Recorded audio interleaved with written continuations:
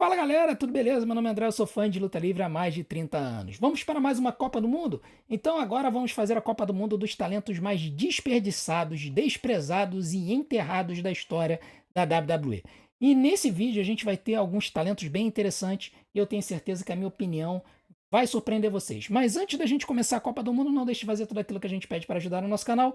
Em especial, deixe o seu like porque é uma sinalização de que você gostou do vídeo e isso vai fazer com que o YouTube empurre mais o nosso vídeo para frente, beleza? Então senta o dedo no like aí e vambora para mais uma Copa do Mundo dos talentos mais enterrados da história da WWE. Nós vamos começar aqui com Finn Balor versus Sting, né? Nossa, mas que disputa complicada, né? Olha, é complicado aqui porque nós temos uma lenda dos rings, que é o Sting, contra um excelente lutador que teve uma boa carreira no Japão, no Finn Balor. Aqui, cara, eu vou adotar o seguinte critério: qual era a possibilidade desse lutador trazer algo a mais para a companhia se ele tivesse sido empurrado, tá? Por que eu vou usar esse critério aqui? Porque o Sting, quando chegou na WWE, já estava em fim de carreira. Essa que é a verdade. Enquanto que o Finn Balor chegou no topo da carreira, no ápice da carreira. Então, era pro Finn Balor ter sido mais aproveitado pela WWE do que o Sting. O Sting ele já chegou no status de lenda. A gente não imaginava que ele poderia fazer grandes coisas, seria campeão mundial nem nada do tipo. Mas o Finn Balor, pela qualidade dele no ringue, pela qualidade da persona, era para ele ter sido campeão mundial pelo menos umas 5 ou 6 vezes. Infelizmente, ele só foi campeão universal uma vez por um dia, porque ele teve que dropar o título porque se lesionou. Por isso que eu vou botar o Finn Balor avançando nessa rodada. Agora nós temos Bray Wyatt versus Austin Theory. Cara, aqui eu não tenho como chegar e dizer que o Bray Wyatt foi brutalmente enterrado, porque ele chegou a ser campeão mundial, né? Chegou a ser campeão mundial duas vezes. Tudo bem que nas duas vezes que ele foi campeão mundial, ele acabou sendo enterrado. Uma pelo Roman Reigns e a outra pelo Brock Lesnar, se não me engano, né? Não, pelo Goldberg. Uma pelo Goldberg e uma outra pelo Roman Reigns. Mas ele chegou a ser campeão mundial. Ele também perdeu uma pro Randy Orton, né? Então, quer dizer, ele foi campeão 3 vezes, eu acho que é isso. Mas o Austin Theory nunca chegou lá.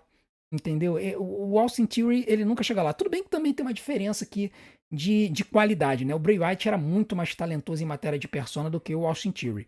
O Austin Theory, ele tem um talento no ringue, ele acabou sendo associado ao Triple H e acabou sendo desperdiçado. Cara, eu tava muito propenso a votar no Austin Theory pra avançar aqui, mas eu vou colocar o Bray Wyatt só porque eu acho que o Bray Wyatt ele tinha uma capacidade e uma possibilidade maior do que o Austin Theory. Ele também deveria ter sido pelo menos umas 6 vezes campeão mundial, ter tido um reinado longo. E infelizmente, nos reinados que ele teve como campeão mundial, ele acabou sendo rapidamente enterrado. Então vou botar o Bray Wyatt. Agora nós temos o Maga versus Karrion Kross. Ah, meu Deus, o pessoal adora o Karrion Kross. Cara, eu nunca vi, assim, eu nunca vi grandes coisas do Karrion Kross no ringue. Tá? Ele tinha um talento de persona que ele adquiriu organicamente, mas quando ele chegava no ringue ele me decepcionava. O Maga, por outro lado, era um excelente lutador pro tamanho dele, tinha uma persona legal, teve uma chance na WWE, mas ele acabou sendo enterrado pelo John Cena, né? Ele foi um dos talentos que foram enterrados pelo John Cena. Ai, ai. Eu vou pra galera aqui, eu vou votar no Karrion Kross só pelo fato de que o Karrion não teve as chances que o Maga teve. O Maga pelo menos fez luta com o John Cena, teve oportunidade de main event e tal. O Karrion Kross nunca teve essa oportunidade. Talvez se ele tivesse tido mais rodagem, mais chance, ele teria se apresentado melhor e a gente teria se importado mais com ele. Agora nós temos Taz versus Rusev.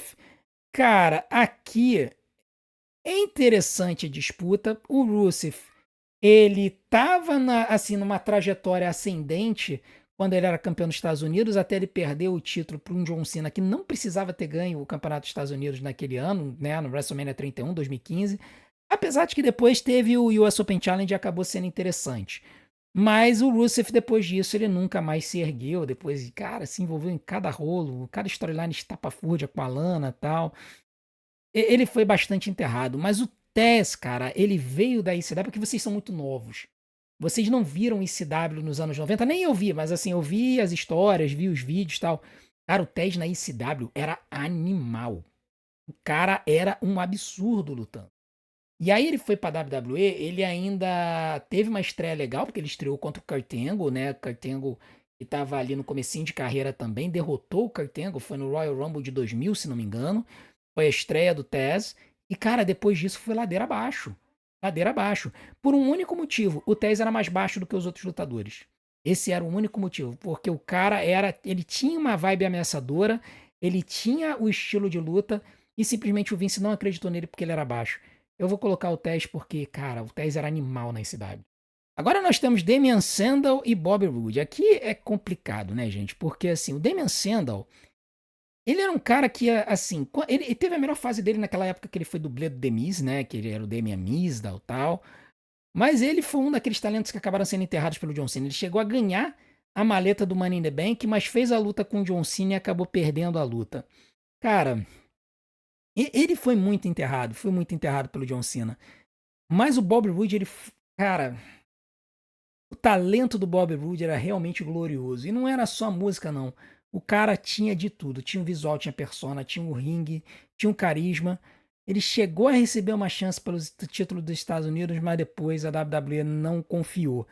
E aí ele começou a ter problemas de lesão. Por causa desses problemas de lesão, a WWE não acreditava em lutador razoavelmente lesionado. Ele acabou sendo jogado numa dupla contra o Dolph Ziggler, outro lutador que a WWE não acreditava. E mesmo na divisão de duplas, eles não fizeram grandes coisas, né? Como os Alpha Dogs, né? Cara, o Bobby Roode ele acabou sendo enterrado muito pelas próprias contusões. O Damien Sandow foi enterrado pelo John Cena. Eu vou botar o Sandow. Agora temos Jake the Snake Roberts versus Rob Van Dam. Aqui, cara, é complicado, porque o Jake, ele não foi utilizado, né? Pelo seu potencial por causa dos seus problemas com entorpecentes, né? Aliás, o mesmo problema do Rob Van Dam, né? O Rob Van Dam foi campeão da ICW e campeão da WWE lá em 2006, ganhou aquela luta antológica contra o John Cena lá no Hammerstein Ballroom em Nova York.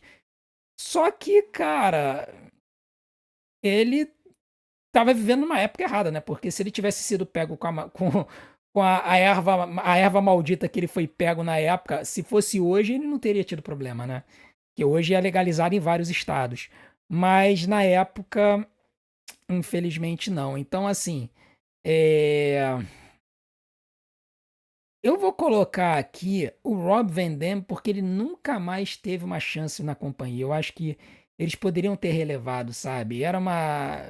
Das substâncias entorpecentes é a menos pior, por assim dizer. Apesar de que eu acho que assim acaba causando danos, mas causa danos mais à própria pessoa, né? Que perde o poder cognitivo e tudo mais. Enfim, isso é controverso pra caramba. Hoje em dia se usa até o meio medicinal. Eu vou botar o Rob Van Dam. Agora temos Cesaro versus EC3 aqui, cara. Também eu vou.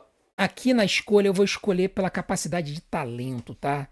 O EC3 foi. Cara, o EC3 foi absurdamente enterrado. Ele veio da TNA com um hype absurdo. Chegou a lutar na NXT durante um tempo. E aí, quando ele sobe pro main roster, cara, o melhor atributo dele, que era o microfone, a WWE tira. É engraçadíssimo. Aconteceu com o EC3 o que historicamente falam que aconteceu com o Stone Cold Steve Austin. E sai da ECW, vai pra WWE, e aí o Vince resolve tirar o microfone dele, fazer ele ser um assassino silencioso sendo guiado pelo Million Dollar Man Ted DiBiase. Assim, uma inutilidade, uma coisa besta, sabe? Mas decisões idiotas que o Vince McMahon tinha. A decisão de fazer o EC3 simplesmente não falar no microfone foi a decisão mais imbecil. Matou o hype total do cara e ele simplesmente não teve chance no main roster. Já o Cesaro, ele teve a chance, ele falou, ele tinha uma qualidade absurda no ringue, ele começou a subir organicamente, graças aos fãs, mas como o Vince não gostava de talentos que cresciam organicamente, ele acabou sendo enterrado. Então, como eu considero que o Cesaro tem mais talento do que o EC3, eu vou botar o Cesaro pelo potencial.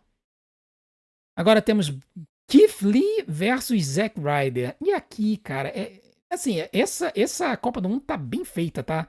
Foi o nosso amigo Thales, lá do Pede Pra Sair, que fez. O Keith Lee teve uma jornada absurda na NXT. Subiu com um hype monstro. A primeira run dele foi mais ou menos, aí acho que ele lesionou. Aconteceu alguma coisa assim, e aí quando ele voltou, deram aquela persona ridícula de Bearcat e Flea, coisa ridícula. Nunca deram pra ele a persona que ele usou na NXT, que era do Limitless, né? Que já tinha uma história embutida. Que é o cara que não tem limites, mesmo que ele tenha a questão do peso, do tamanho e tudo mais, isso não o limitava no ringue. Ele fazia coisas que pouquíssimas pessoas faziam. Já o Zack Ryder foi o primeiro lutador que cresceu organicamente, assim, ele se aproveitou do YouTube na época que o YouTube era mato para construir o Z True Long Island Story, que foi uma série de vinhetas que ele construiu a persona dele na internet. Ele foi o cara que começou com essa onda de lutadores terem canais no YouTube. E aqui, cara, a forma como a WWE lidou com o Zack Ryder foi muito absurda, assim. Aquela coisa do Vince, daquela ciumeira do Vince de não aceitar que o lutador crescendo organicamente, tá? Isso se manteve com o Triple H hoje também. Triple H também não gosta de lutador crescendo organicamente, ao contrário, ao invés de lutador que cresce porque ele direcionou isso, tá? Cara, aqui novamente eu vou pelo talento e eu acho que o Keith Lee, cara, pelo tamanhão, ele tinha uma história, ele tinha uma persona já construidinha. Cara, foi cruel demais ver o Keith Lee sendo enterrado do jeito que foi. Agora temos o Shinsuke Nakamura contra o Nexus e aqui, meu amigo, não tem nem o que discutir.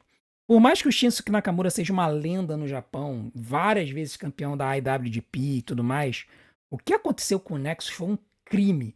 E foi no momento em que eles estavam mais no alto para poderem ser levados como uma força destruidora, o John Cena, no dia do show, pressiona o Vince McMahon para que ele saísse vencedor na luta de eliminação 7 contra 7, em que ele eliminaria 3 lutadores do Nexus e praticamente venceria a luta sozinho. Isso foi o maior absurdo que já aconteceu. Assim, foi um dos exemplos de politicagem que o John Cena fez nos bastidores para enterrar outros talentos. Tá? E assim, quem conhecia o Nexus sabia do potencial, e ver o que aconteceu com o Nexus foi simplesmente desastroso. O Shinsuke eu acho que foi muito limitado pela questão do idioma, o Nexus não tem explicação, eles foram realmente enterrados pelo John Cena, então vou avançar com o Nexus.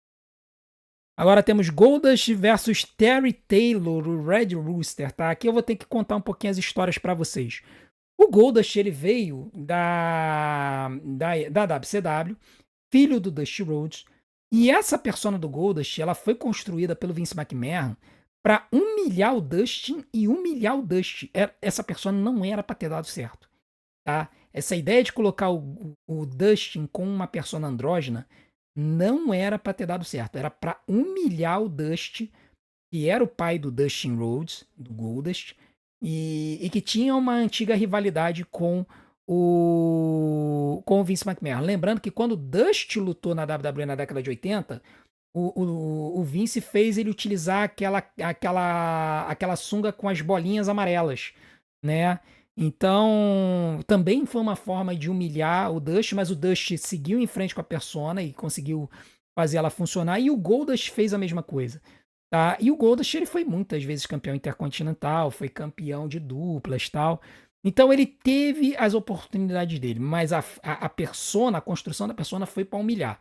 Da mesma forma que o Terry Taylor, um lutador lendário da WCW, que quando foi contratado pela WWE, foi tratado como um jobber e colocaram essa persona dele do galo vermelho, e o Vince obrigou ele a vir cacarejando pra dentro do ringue, cara. Cara, isso é humilhação demais. Isso é humilhação demais. É assim, pra enterrar um cara que era main eventer na época da NWA, na época dos territórios, ir pra WWF ser humilhado desse jeito.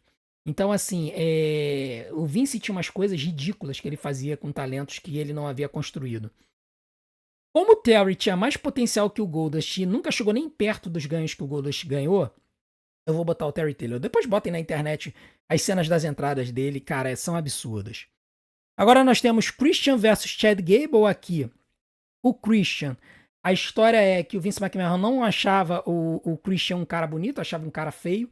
E aí ele tentou convencer os produtores a que botassem um ponto preto na cara dele toda vez que ele entrasse na frente das câmeras. Tamanha era a fúria do Vince com a aparência do Christian.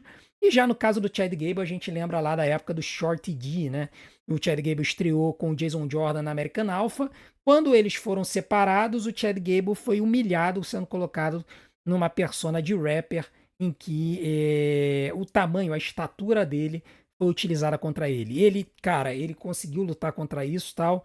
Depois, ele organicamente cresceu, né, com a Alpha Academy, junto com o Oates, o Tozawa, a Maxine. Depois virou Rio, depois, recentemente virou a Grande Americana e tudo mais. E o Chad Gable nunca teve assim uma chance de carregar nenhum título de simples na WWE, exceto como ele é grande americano ganhando o título Speed. Ele nunca ganhou o Intercontinental, nunca ganhou o Campeonato dos Estados Unidos. Né? Acho que ele também nunca chegou a ganhar o título de duplas no main roster. Eu acho que a American Alpha nunca ganhou o título de duplas. Posso estar enganado. Mas o fato é que o Chad Gable, apesar de ter um talento maior do que o Christian, na minha opinião, ele nunca teve as mesmas oportunidades. E enquanto o Christian, a WWE quase humilhou, colocando o ponto preto na cara, o Christian pelo menos chegou a ser campeão mundial. O Chad Gable nem campeão secundário foi, e ele verdadeiramente foi humilhado com a persona do Short D.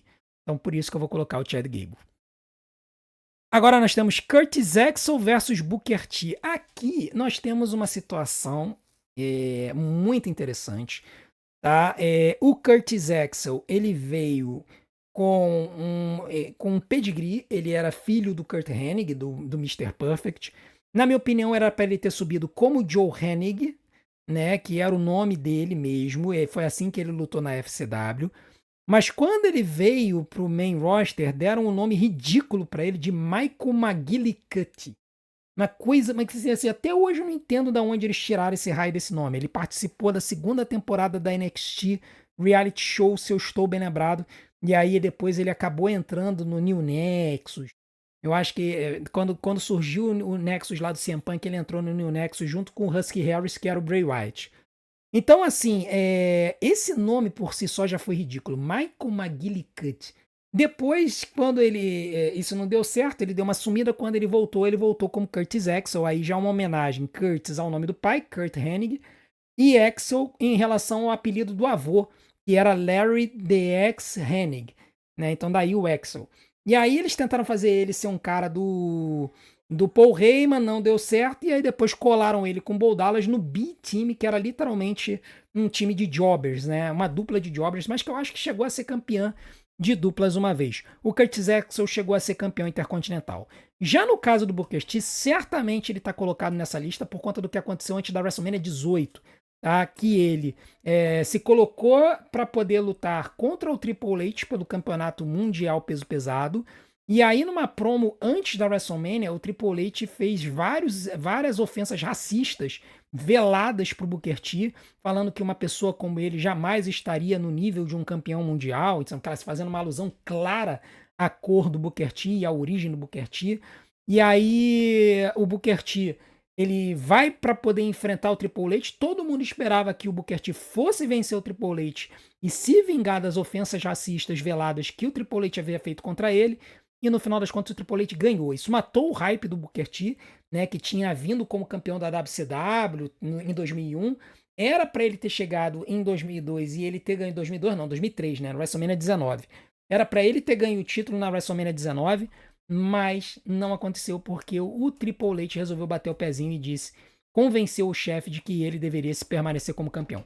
Matou completamente o hype do Booker T, ele nunca mais foi o mesmo, chegou a ganhar um campeonato mundial como King Booker, mas ele nunca chegou no potencial que ele poderia ter chegado. Esse cara deveria ter sido 10 vezes campeão da WWE. Por conta disso e por conta do potencial, eu vou colocar o Booker T na frente do Curtis Axel. Agora temos Daniel Bryan e LA Knight. Bom, aqui, é claro, o Daniel Bryan é por conta de todas as vezes que ele bateu na trave e não ganhou. E o LA Knight é por conta do talento e o engajamento com o público orgânico que a WWE nunca confiou. Tá? A WWE, mesmo o LA Knight engajando organicamente com o público, a WWE nunca puxou o gatilho e deu o título para ele. Aqui eu vou ter que ir de LA Knight porque o Daniel Bryan, no final das contas, conseguiu vencer a resistência da WWE com relação a ele, e ele teve um momento memorável que foi a vitória no main event do WrestleMania 30. O LA Knight não chegou nem perto disso, nunca foi campeão mundial, por isso que eu vou botar o LA Knight. Agora temos Mustafa Ali versus Baron Corbin. Bom, como eu não gosto do Baron Corbin, eu vou botar Mustafa Ali. Agora temos Dolph Ziggler e R-Truth. E aqui também temos uma situação muito interessante. O Dolph Ziggler talvez seja um dos melhores lutadores em ringue da história da WWE. Tá? Isso é uma coisa que eu carrego comigo assim muito forte. Porque ele talvez seja o lutador que melhor vende os golpes dos adversários na história. Você pode até achar que é meio espalhafatoso, mas ele faz uma coisa de uma forma realista.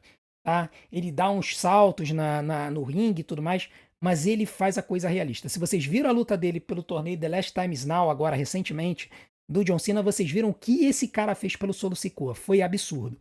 Tá? E ele ainda tem bala na agulha, ele poderia estar na WWE ajudando a elevar outros talentos e ainda ganhando títulos também. Essa é a minha opinião. Já o R-Truth, ele sempre teve um talento escondido. Tá? Ele mostrou isso recentemente quando ele virou heel, quando ele fez uma luta minimamente decente com o John Cena, numa luta curtinha de 7 minutos, que ele mostrou talento. E, cara, ali a gente percebeu o quanto que o R-Truth foi nerfado durante toda a sua carreira. Somente de um curto período de tempo, o R-Truth ele foi encarado como uma pessoa séria. Foi quando ele virou heel. Ali acho que foi 2011, 2012. Mas em todo o restante da carreira dele, o R-Truth foi um lutador de comédia. Aí ele tinha persona de quem errava o tempo todo. Isso fazia a gente rir muito, era muito engraçado. Dizem que o Vince manteve ele sempre com esse papel porque o R-Truth sempre fazia o Vince gargalhar. O grande problema e isso enterrou o R-Truth. Ele sempre teve um talento escondido que nunca foi representado decentemente na WWE. Na TNA ele teve esse talento reconhecido, ele foi campeão da TNA logo no comecinho da companhia lá em 2002. Mas na WWE ele nunca teve esse reconhecimento. Como o Dolph Ziggler já foi campeão mundial e o R-Truth não foi, eu vou colocar o R-Truth porque ele realmente foi enterrado a um ponto de nunca ter recebido uma recompensa. Nós vivemos num mundo em que Jack Swagger é ex-campeão mundial da WWE e o R-Truth não é. É importante que a gente ressalte isso. Vamos avançar com o R-Truth. E agora, terminando o round de 32, nós temos o Mr. Kennedy e o D'Lo Brown. Aqui, cara, não tem muito o que falar. O D'Lo Brown, pra mim, era um lutador mediano. Ele tinha um certo talento no ringue, mas ele era um lutador mediano, tá? Ele não foi, apesar de foi numa luta com ele que o Droz ficou paralisado, não foi culpa do D'Lo Brown, o próprio Droz reconhece isso. Mas assim, eu nunca vi isso tudo no D'Lo e eu acompanhei boa parte da carreira dele porque eu já conseguia fitas de luta livre já no ano 2000, então eu já conhecia o D'Lo Brown daí.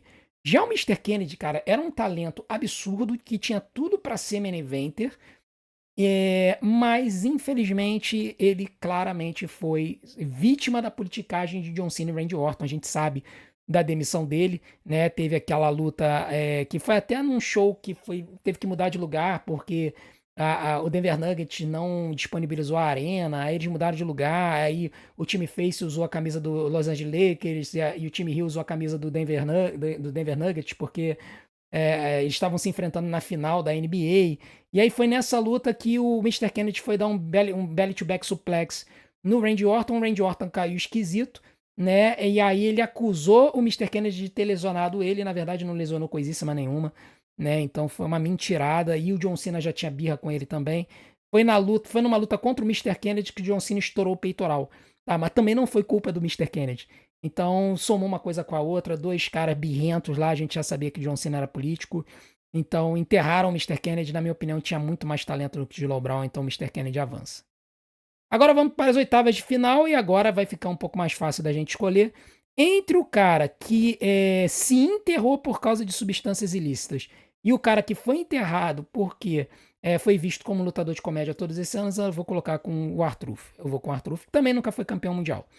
Entre Mr. Kennedy e Terry Taylor, eu vou de Terry Taylor porque nada bate a humilhação que o Vince McMahon fez esse cara passar, que era vir pro ringue cacarejando que nem um galo, porque ele queria humilhar um lutador de fora da companhia. Terry Taylor. Agora, entre Taz e Cesaro, o Cesaro teve múltiplos títulos de duplas, teve títulos de simples e tudo mais. Ele teve oportunidades que o Taz nunca teve, por conta de ter vindo da ICW, por conta da estatura. Nunca teve o seu potencial devidamente demonstrado. Eu vou colocar o Taz. Já entre Mustafa Ali e Finn Balor, aí eu vou ter que ir com o Finn Balor, porque, na minha opinião, o Finn Balor tem muito mais talento do que o Mustafa Ali. Mustafa Ali é excelente talento, tá? Muito talentoso. Mas o Finn Balor eu sempre achei mais talentoso do que ele. É assim, um potencial de ser múltiplas vezes campeão mundial, só teve um título. Quando a WWE precisava dele para fazer uma luta legal de main event, botavam ele para fazer essa luta, mas ele sempre perdia. Então, Finn Balor. Agora, LA Knight Nexus e aqui, cara, a chinela canta. Aqui a chinela canta. Mas eu vou com o Nexus porque aqui o LA Knight foi um lutador que foi enterrado, enquanto que o Nexus foram 7. Foram 7 lutadores enterrados e desses 7 lutadores enterrados, não sobrou um para chegar e dizer assim, cara, eu consegui vencer esse soterramento público e consegui ser elevado ao main event. Nenhum deles. O máximo que conseguiram foi o caso do Wade Barrett, que foi múltiplas vezes campeão intercontinental, mas nenhum deles chegou ao status que merecia. Tá? Ah, mas o Daniel Bryan foi do Nexus originalmente. Sim, mas ele foi demitido. Depois, quando ele voltou no time Face. Ele nunca foi do Nexus, propriamente dito, né? Ele estava ali na inauguração do Nexus, mas ele acabou sendo demitido porque enforcou o Justin Roberts com a gravata. Depois, quando ele voltou no time Face. Então, a gente não conta ele. Então, Nexus. Karrion Kross e Booker T, cara, Karrion Kross foi enterrado, é verdade, mas o Booker T, cara, ele merecia muito mais. Ele era um talento quase geracional.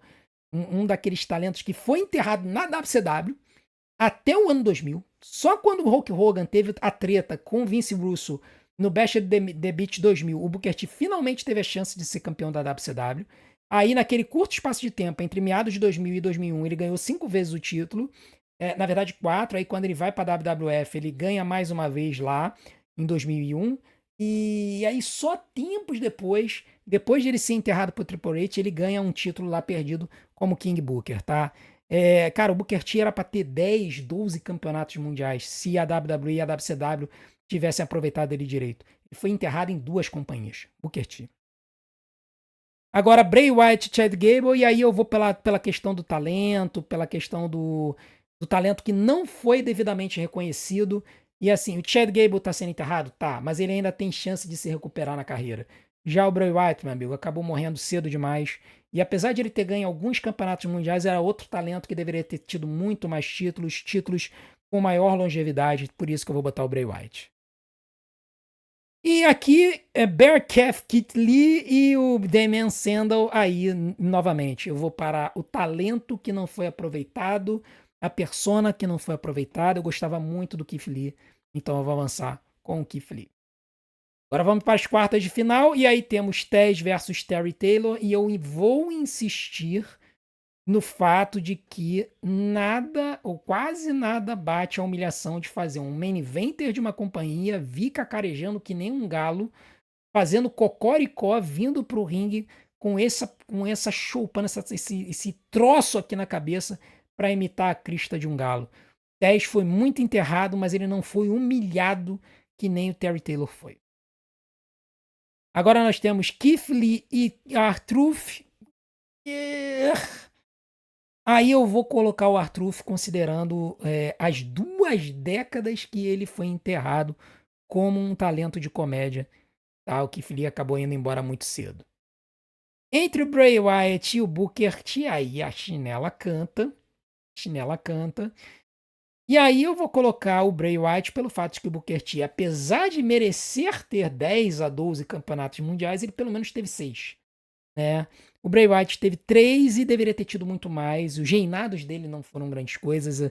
Tiveram reinados transicionais. Então, Bray Wyatt. Agora nós temos Finn Balor contra o Nexus. E aí, meu amigo, mantém-se a regra que eu comentei anteriormente. Finn Balor é 1. O Nexus são 7 carreiras que foram enterradas pelo John Cena. Então vai o Nexus. Agora vamos para as semifinais. E aí nós temos Bray Wyatt e Terry Taylor. E aí aqui, Terry Taylor foi humilhado, isso é verdade, foi uma coisa, assim, desgramenta o que aconteceu com ele, mas o talento absurdo que o Bray Wyatt tinha e o fato da WWE nunca ter utilizado o talento dele. Ele fez reinados transicionais. Quando ele lutou contra o Goldberg, ele perdeu em coisa de 30 e poucos segundos. Foi o último campeonato dele. Então eu vou colocar o Bray Wyatt. Na outra semifinal, nós temos o R-Truth versus o Nexus, e aí nós temos 7 carreiras que duraram cerca de 5 a 10 anos contra uma carreira que durou mais de 20 anos. Um talento que a gente sabia que era bom, que sabia que poderia ter sido bem usado, que sabia que poderia ter tido boas promos, e não teve, porque o raio do Vince McMahon só via uma pessoa de comédia ali na frente dele. Por isso que eu vou botar o R-Truth.